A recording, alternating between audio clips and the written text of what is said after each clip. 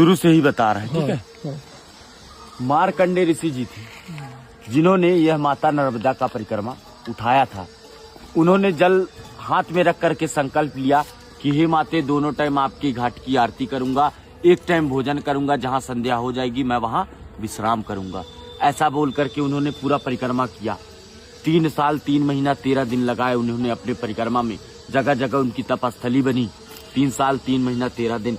तभी मार्कंडेय ऋषि जी ने ऐसा कहा कि मैं मार्कंडेय ऋषि माता नर्मदा का परिक्रमा सबसे पहले कर चुका हूँ। जब उनको सबसे पहले करने का अहंकार हुआ तो मैया का नाम है नर्मदा, नर्मदे हर। नर का मतलब होता है एक मनुष्य, मत का मतलब उसका अहंकार, और हर का मतलब हरने वाली, नर के मद को हरने वाली। मार्कंडेय ऋषि जी का अहंकार टूटा, मार्कंडेय ऋषि जी खंडित हुए। जब उनको ये प्रतीत हुआ कि अब माता नर्मदा का परिक्रमा तो कोई नहीं कर पाएगा, इसके कारण उनको वो दूसरी बार कोशिश किए।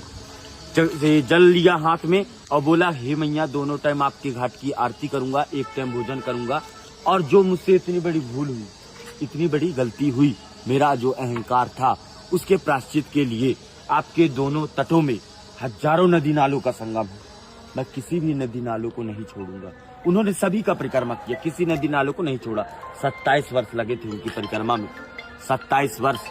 और मार्कंडेय ऋषि जी का यही कहना था कि जैसे हिमालय में जाते थे महिलाएं मोक्ष की प्राप्ति के लिए, ये नर्मदा परिक्रमा में ही एक मोक्ष है। 2 मिनट आ रहा हूँ बस। मोक्ष का मतलब होता है किसी जीव के जन्म और मरण के बंधन से छूट जाना, ये मोक्ष का अर्थ है।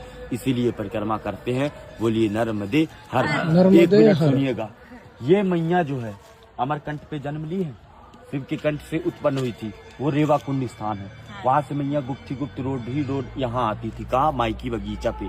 पूरे 12 वर्ष तक बचपना बीता है यहाँ पर। उनकी 5 सखियां थी, जोहिला, गुलबकौली, मालिनी, मलनिया और कपिला। 5 सखियों के साथ बचपना बिताने के बाद मैया का शादी तय हुआ। सोन जी महाराज, दंत कथा के अनुसार से ब्रह्मा जी के मानस पुत्र हैं सोन, और नर्मदा मैया शिव जी की पुत्री। सोन और नर्मदा ये दोनों का लग्न तय हुआ था। 24 किलोमीटर दूर जो माई का मंडप है, वहां मैया तैयार हो रही थी, वस्त्र श्रृंगार कर रही थी। तभी मैया ने अपनी सखी जोहिला को कहा कि तुम बाहर देख कर आओ, बारात आया कि नहीं आया। तो जोहिला ने कहा, माती मेरे वस्त्र गंदे हैं, इस वस्त्र में मैं बाहर नहीं जाना चाहती। तभी मैया ने अपने वस्त्र श्रृंगार जोहिला को दे दिया था। जोहिला उस वस्त्र श्रृंगार को पहनकर बाहर चली गई।